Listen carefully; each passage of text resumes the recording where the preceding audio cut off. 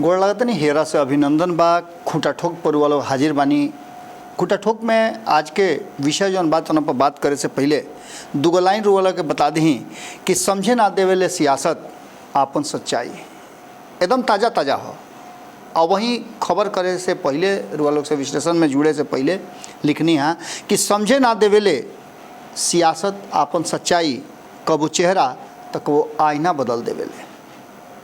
एक बार फिर से गोड़ लागत नहीं रुआ लोग के खूंटा ठोक पर वालों हाजिर बानी। और आज हम खूंटा ठोक पर पिछला एक सप्ताह में जे कुछ भी बिहार के राजनीति में भइल बुड़ुए वो तो बतेबे करब, लेकिन आवे वाला सप्ताह में का होखे वाला बा इहो बात रुआ लोग के सामने रखब। कारण कि हमरा लगे जो इनपुट बा ओकरा आधार पर चिराग के पार्टी टूटी ई बात रुआ लोग सुनले होखब, लेकिन कैसे टूटी, के तूरी, एक और आगे के कहानी अभी बाकी बा। नीतीश कुमार के संगे घात हुई इहो बात रुआ लोग सुनले तो होखब, लेकिन के घात करी, कैसे घात हुई ये अभी आवे वाला बाकी बुड़ुए। एक संगे संगे ललन यानी ललन सिंह, नीतीश बाबू के ललन बाबू और नीतीश बाबू के बदला लेवे वाला जो 2020 में चिराग पासवान उनका संगे कैले रहन घात, ओकर बदला लेवे वाला पारस बाबू, ये दोनों मिल करके बारी बारी से जाकर के अमित शाह से भेंट कैले है। अमित शाह से काहे भेंट कैले है, का बात भइल, कौना तरीका के गुप्त मीटिंग भइल, गुप्त मुलाकात के मायने का रहे, एकरो पर रुआ लोग से बात करब। और आवे वाला सप्ताह में ओकरो पर बहुत कुछ सामने नजर आई। तो वही में एक और बात बुझाता कि सरकार बाची ना। अभी काहे हम बात कहता नहीं, एक पीछे रुआ लोग के अगर जोड़ घटाव करके बता दी तो रुआ लोग के भी समझ में हर बात आवे लगी। सबसे पहले हम शुरुआत करते हैं चिराग पासवान से। चिराग पासवान ये पूरे 4 साल में 2021 से लेकर के, यानी कि ओकरा के जोड़ ली तो 2019 से शुरू करी, लेकिन 2021 से हमें से कहते हैं कि 2019 से 2020 तक एनडीए के सरकार में केंद्र में उनकर पिताजी मंत्री रहन और सबके साथ रिश्ता बहुत बढ़िया रहे। लेकिन 2020 के चुनाव आवते खेला गड़बड़ा गई रहे और नीतीश कुमार के साथ 36 के आंकड़ा शुरू होने से पहले रामविलास पासवान जी के भी असामयिक निधन हो गई। ओकरा बाद के कहानी रुआ लोग के पता बा। चिराग पासवान जौना तरीका से एनडीए के खिलाफ, यानी खास करके कहीं तो एनडीए में नीतीश कुमार के खिलाफ 140 से ज़्यादा उम्मीदवार उतरले रहन और ये उम्मीदवार में नीतीश कुमार के कमजोर कैले, मजबूर कैले, वो 43 पा के गिर गए और वजह से नीतीश कुमार के नया रणनीति शुरू भइल। आगे खड़ा कैल गई रहे ललन बाबू के और पशुपति कुमार पारस के, दोनों मिल करके लोक जनशक्ति पार्टी के तूर दिले और चिराग पासवान अकेले एकच बाच गए। 2024 के चुनाव में चिराग पासवान बाउंस बैक कैले और भारतीय जनता पार्टी ये बात बुझ गई कि पशुपति कुमार पारस में वो मादा नहीं खे कि उस सांसद जिता देश और भारतीय जनता पार्टी और एनडीए के अन्य घटक दल के भी मदद करस। ओकरा खातिर चिराग पासवान जरूरी रहन। चिराग पासवान के ले आवल गई और चिराग पासवान ओकर फायदा भी दिखौले। अपने तो 100% सीट ले ही अले, लेकिन भारतीय जनता पार्टी के डूबत नाव के नीतीश कुमार के हिचकोला खत नाव के बीच मझधार से बचा के ले अले और बिहार में 30 गो सीट जीत करके अपन प्रतिष्ठा बचा लेलस एनडीए। लेकिन अब वह चिराग पासवान एक बार फिर से कमज़ोर हो गई बाड़े, जौन कि नीतीश कुमार जी खातिर मजबूरी हो गई बाड़े। नीतीश कुमार के बारे में कहल जा रहा बा कि नीतीश कुमार के उत्तराधिकारी के हुई। नीतीश कुमार के उत्तराधिकारी में बहुत सारा लोग बा। जनता दल यूनाइटेड के भीतर हर तीसरा आदमी जौन कि नीतीश कुमार के इर्द गिर्द परिक्रमा कबो कैले होके, आज से लेकर के उनकर 20 साल या फिर 4 दशक के उनकर राजनीति में, वो सारा लोग नीतीश कुमार के बाद उनका उत्तराधिकारी के लिस्ट में, लाइन में आपन आपन नंबर लेके खड़ा बा। ए में चिराग पासवान यदि नीतीश के उत्तराधिकारी बन जाए तो केहू के बर्दाश्त होई ना होई। दूसर का तरफ भारतीय जनता पार्टी के भी अगर आसानी से 3 गो या 4 गो सांसद मिल जाओ तो काहे पीछे ना हटे। और ऊपर से एगो इनकर माथा पर के हेडक, ये सारा बात के लेकर के जहाँ एक तरफ चिराग पासवान के पार्टी के टूटे खातिर जो कयास लगावल जा रहा बा, ओकरा में कितना दम बा ये तो आवे वाला समय बताई। हालांकि चिराग पासवान कमज़ोर नहीं खन, 2 गो तो सांसद खुद उबड़ले बाड़न, लेकिन बाकी की जो 3 गो सांसद बाड़न उनका संगे उनकर बेहतर सामंजस्य भी बा। और इस सामंजस्य में खास करके नीतीश कुमार के साथ अइला से, नीतीश कुमार के गुड फेथ में अइला से चिराग पासवान के तीनों सांसद अभी सुरक्षित बाड़े। यदि नीतीश कुमार के साथ घात ना भइल और नीतीश कुमार के सांसद एने ओने ना भइले तो इरुआ माल के चली कि चिरागो पासवान के सांसद एने ओने ना हुई हैं। हम नीतीश कुमार के सांसद के ऐसे कहता नहीं कि ललन सिंह पर बार बार ई संदेह पैदा हो रहा बा, चर्चा चल रहा बा, राजनीतिक गलियारा होके या मीडिया जगत होके, कि ललन सिंह कहीं ना कहीं जनता दल यूनाइटेड के 12 गो जौन सांसद बाड़े उनमें से अधिकांश के मुलाकात करा दिले बड़े अमित शाह से। अमित शाह के साथ उनकर मुलाकात हो रहा बा। खैर दिल्ली में दोनों जना बाड़े, नरेंद्र मोदी के कैबिनेट में दोनों मंत्री बाड़े और गृह मंत्री भइला के चलते निश्चित रूप से एक बड़ा पद बा अमित शाह के। उनका से भेंट कईल कोनो बहुत बड़ा बात नहीं के, लेकिन अमित शाह के ना तो नीतीश कुमार से पटेला और ना चिराग पासवान से पटेला। ये दोनों के यारी और दोस्ती नरेंद्र मोदी से बा। वो नरेंद्र मोदी से जौना नरेंद्र मोदी के अमित शाह स्टेयरिंग अपना हाथ में ले ले बाड़े ये 2024 के चुनाव परिणाम के बाद। हालांकि एक पहले भी उनका लगे स्टेयरिंग रहे, लेकिन अब की हाली स्टेयरिंग के साथ साथ वो ब्रेक भी अपना लगे रख ले बाड़े और एक्सीलेटर भी। अब इस परिस्थिति में अमित शाह अब ही जो वर्तमान स्थिति बा वो भारतीय जनता पार्टी में नंबर 1 पर बढ़े। अब उनका से मुलाकात के बाद का हुई, नीतीश कुमार के संगे घात हुई कि ना हुई, ये तो आवे वाला समय बताई। एकरा खातिर नीतीश कुमार और चिराग पासवान के मुलाकात भी बहुत बड़ा फैक्टर बनल बा। ए बीच में कई मुलाकात 2024 के चुनाव और चुनाव परिणाम के बाद नीतीश कुमार और चिराग पासवान के बीच में हो चुकल बा। जहाँ जहाँ नीतीश कुमार खोजले वही जगह चिराग पासवान हाजिर भइले, और जब जब चिराग पासवान नीतीश कुमार से मुलाकात करे के समय मांगले तब तब उनका मिलल। और एक तस्वीर भी सामने रखल गई है।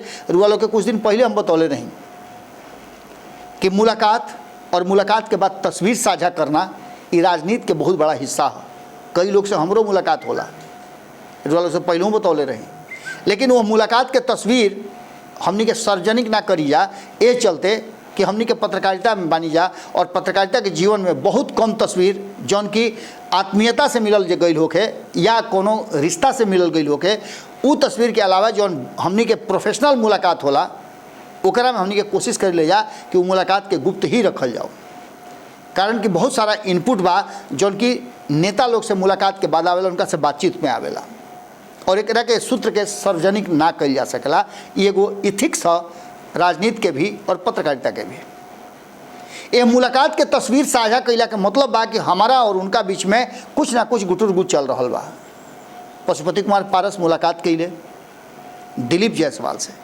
दिलीप जायसवाल जब जाके उनका से मुलाकात के लिए पटना में, तो मुलाकात के तस्वीर सार्वजनिक कल गई। एकरा मतलब कि चिराग पासवान जो 2 दिन पहले नरेंद्र मोदी के नीति के विरोध के लिए रहन, ओकरा के जवाब दिहल गई और बतावल गई कि हमारे लगे ऑप्शन बा। बात ये तक ना रुकल, बात यहाँ से दिल्ली तक पहुँच गई और अमित शाह से मुलाकात के बाद ये बात और पक्का कर दिया गई कि चिराग पासवान के पार्टी में जो सांसद के टूटे के बात कही जा रहा बा, सांसद के बिखरे के बात कही जा रहा बा, ओकरा के अन्यथा में मत ली।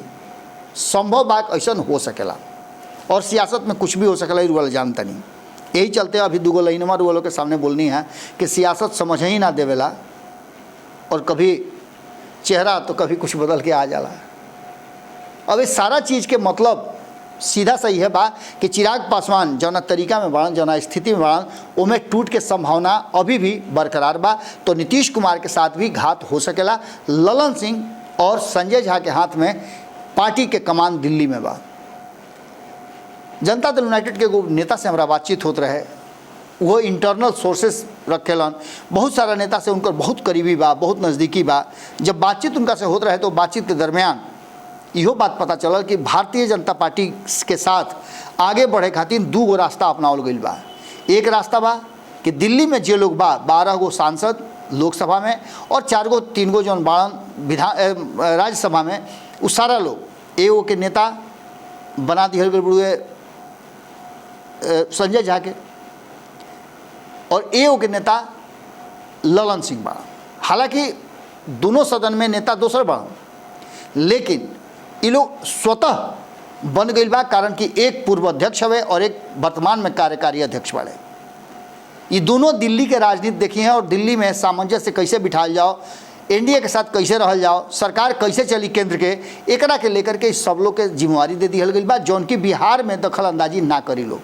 अभी रुआ देख लो कि बिहार में जौन लिस्ट जारी भइल रहा कमिटी के, वो कमिटी के लिस्ट में भी लोग, हालांकि लोग तो राष्ट्रीय कमिटी में बा, तो राज्य कमिटी से लोग कोई मतलब ही ना होके चाहिए, लेकिन राय मशवरा ये लोग के चाहत रहा, जबकि दोनों आदमी के जो करीबी लोग बा वो लोग के टीम से पूरी तरह से आउट कर दिहल गई बा, ना तो ललन सिंह के ना संजय झा के।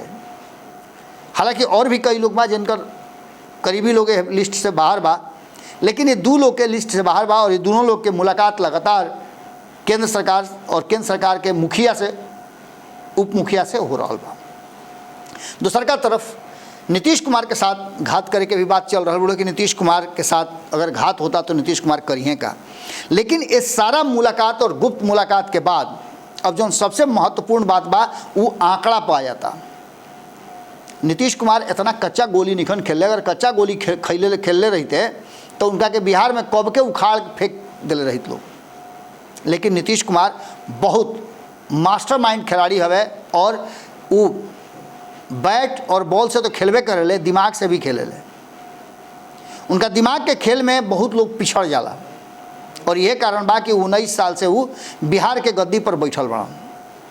केहू के मजाल नहीं उनका के हिला दी, वो चाहिए वह सरकार में रही, इहो बात नीतीश कुमार स्थापित कर दिले बाड़े। पिछला 20 साल के बिहार के राजनीति में नीतीश कुमार सबसे ऊपर ट्रेंड करेले और वो चाहिए तबे भारतीय जनता पार्टी वो चाहिए तब ही लालू प्रसाद सत्ता में आ सकले या इंडिया गठबंधन एनडीए गठबंधन आ सकेला। अब ये सारा स्थिति के अनुसार अगर देखल जाओ तो अब की नीतीश कुमार के हाथ में बहुत लंबा समय के बाद कमान आई रहा। दिल्ली के राजनीति में नीतीश कुमार के प्रवेश भइल और ओकरा एवज में उनका मिलल जौन तो रुआ पता बा। इस सब के साथ साथ नीतीश कुमार ऊ फैक्टर बाड़न, ऊ बैसाखी बाड़न जौन बैसाखी के सहारे भारतीय जनता पार्टी आपन सरकार चला रहा बा। नीतीश कुमार अब 12 ना, नीतीश कुमार अब 18 सांसद के मालिक बड़े। कारण कि भारतीय जनता पार्टी के साथ जो 12 गो सीट बा वो 12 सीट पर ओकरा संतोष करे के पड़ी। कारण कि नीतीश कुमार के मुलाकात जीतन राम मांझी से भी हो रहा बा और नीतीश कुमार के मुलाकात चिराग पासवान से भी हो रहा बा और यह कारण बा कि भारतीय जनता पार्टी के बेचैनी और ज़्यादा बढ़ल बा। अगर ये लोग भारतीय जनता पार्टी के सरकार कहीं भस गई, खुदा ना खास्ते ऐसा हो गई, तो ये लोग के जो मिलल बा ओकरा से ज़्यादा ही मिली अगर दूसर के सरकार बन जाता या इंडिया गठबंधन के सरकार बनता। अगर नीतीश कुमार के हाथ में पावर आवता था तो नीतीश कुमार के संगे 18 गो सांसद तो बढ़ले बाड़े और 16 गो सांसद चंद्रबाबू नायडू के लगे बाड़े जौन कि नीतीश कुमार के साथ जाए खातिर 24 घंटा अपना के तैयार रखले बाड़े। कारण कि उनका भारतीय जनता पार्टी के इची को डर नहीं है। अगर डर रही तो जौन आंध्र प्रदेश में चल रहा बा YSRC के जौन राज्यसभा सांसद बाड़न 2 गो इस्तीफा दिले बाड़न, उनका पर डोरा डाल दिले बा और वो संभावना व्यक्त कई जा रहा कि टीडीपी में जई हैं, ये भाजपा में भी जा सकत रहन। लेकिन भाजपा पर डोरा डाल दिले, भाजपा पर दबाव बना दिले कि 2 गो सांसद जौन छटक के आ रहा बड़े ये पहले हमारा खाता में जी हैं 2 गो, ओकरा बाद तू 6 गो के ले लो। एकर मतलब रुआ समझी कि धीरे धीरे करके टीडीपी भी अपना के कमजोर कर रहा बड़ुए और राज्य में वो अपना दम पर बिना भाजपा के कोनो सपोर्ट के सरकार चलावे खातिर तैयार बाड़न। कारण कि उनका पूर्ण बहुमत बा। ममता बनर्जी के तरह आज ना आवे वाला समय में हो सकेला तो उनका राज्य में कोनो ऐसा बात होके या फिर केंद्र के दबाव पड़े, लेकिन ओकरा घड़ी तक अगर केंद्र सरकार बाँची तब न। ममता बनर्जी के साथ जौन भइल तना के लेकर के नीतीश कुमार भी परेशान बाड़न, चंद्रबाबू नायडू भी परेशान बाड़न और महाराष्ट्र में शिंदे भी परेशान बाड़न। एकनाथ शिंदे के साथ भी लगभग वही तरह की स्थिति पैदा हो गई बा कि उनकर 7 गो जौन सांसद बाड़न वो हमेशा स्टेक पर बाड़न। कभी भी उस 7 गो सांसद के भारतीय जनता पार्टी अपना तरफ ले सकेला। लेकिन ये सब कुछ तब हुई जब नीतीश कुमार, चिराग पासवान, चंद्रबाबू नायडू ये सब एनडीए के हिस्सा रही हैं। अब यह परिस्थिति में अगर नीतीश कुमार के साथ घात होता, चिराग पासवान के साथ छल होते हुए या चंद्रबाबू नायडू के साथ कोनो तरीका के घटना घटते हुए तो ये मान के चली कि सरकार के बचावल मुश्किल हो जाई। ना तो अमित शाह के हाथ में ये बात रह जाई, ना नरेंद्र मोदी के और ना आरएसएस के। आरएसएस भी वर्तमान सरकार से बहुत ज़्यादा खुश नहीं है। इस सारा परिस्थिति के देखते हुए अब जो आंकड़ा बढ़ुए वो आंकड़ा भारतीय जनता पार्टी के लगे 240 के बाद 240 में 32 जब जोड़ल जाई तब जाकर के सरकार में बैठे के रहुआ शक्ति प्राप्त हुई, यानी कि असल शक्ति वो 32 गो में बा। तो दूसरा तरफ इंडिया गठबंधन की बात करी तो पूरी तरह से इंटैक्ट 241 गो सांसद इंडिया गठबंधन में बड़ी मजबूती से बढ़न। हर हाल में वो इंडिया गठबंधन में ही रहल चाहते रहे, उनका पर डोरा भी डाल गई, सब कुछ कल गई, लेकिन ना तो कांग्रेस टूटल, ना टीएमसी अभी तक टूटल, ना समाजवादी पार्टी टूटल, ना डीएमके टूटल। ये सारा चीज़ के लेकर के एक बाद अगर वह आगे बढ़ब तो एक में ना उद्धव ठाकरे टूटले ना शरद पवार टूटले। इस सब लोग के मिला करके और बाकी के जो दल छोट छोट बाड़े जो सब भारतीय जनता पार्टी से बिल्कुल अलग बाड़े उस सारे लोग मिला करके 241 गो बाड़े। जो ये 241 गो अगर नीतीश कुमार और चंद्रबाबू नायडू के साथ साथ चिराग पासवान पर कोनो तरीका के दबाव बनल तो ये बाहर हो जी हैं। और एजे से अगर भारतीय जनता पार्टी के 32 गो के जरूरत बा तो 52 गो सांसद जो बाड़े वो एनडीए गठबंधन के सपोर्ट में बाड़े और ये 32 गो के हट गया के बाद मात्र 20 गो बात जी हैं जौन की सरकार बनावे खातिर अधिकारी नहीं खन। और अगर जरूरत महसूस भइल तो यहू 20 में से लगभग 90% इंडिया गठबंधन के तरफ चल जी हैं। यानी कि भले मजबूत विपक्ष के रूप में सामने आ जाओ भारतीय जनता पार्टी, लेकिन अगर नीतीश कुमार के रणनीति चलल और नीतीश कुमार के कोनो तरह से डिस्टर्ब करे के कोशिश कल गई तो नीतीश कुमार ये एक्शन ले सकेले। हालांकि ललन सिंह के लेकर के ये बात कहल जा रहा बा कि ललन सिंह नीतीश कुमार के खेला ना कर दी हैं, वो 12 गो सांसद लेके इन्हें आ जाई हैं, लेकिन ये 12 गो सांसद नीतीश कुमार के साथ रही हैं, इहो बात उतने पक्का बा। खैर इस सारा चीज़ के लेकर के देश के राजनीति में और बिहार के राजनीति में काफ़ी कुछ बदलाव हो रहा बा, काफ़ी कुछ परिवर्तन के तरफ आगे बढ़ रहा बा। देखे वाला बात हुई कि आगे होखे वाला का बा। तैयारी तो दोनों तरफ से बा और ये तैयारी में के कितना पानी में बा इहो बात रुआ लोग के लगातार हम बता रहा बनी। खूटा ठोक पर रुआ लोग के दुलार प्यार सही बनल रहो। हित नाता गोतिया पटीदार संगी सलेहर जे भी बा ओकरा के जरूर बताई सब है कि भोजपुरियों में विश्लेषण भारत लाइव बिहार झारखंड पर होला। ये रउआ लोग के चैनल है, रउआ लोग के बनावल चैनल है, रउआ लोग खूटा ठोक के बनौले बानी, एकरा पर उतने आशीर्वाद बनौले रही सब है। और कुछ अगर सुझाव बात जरूर देव सब है। गोड़ लागत नहीं।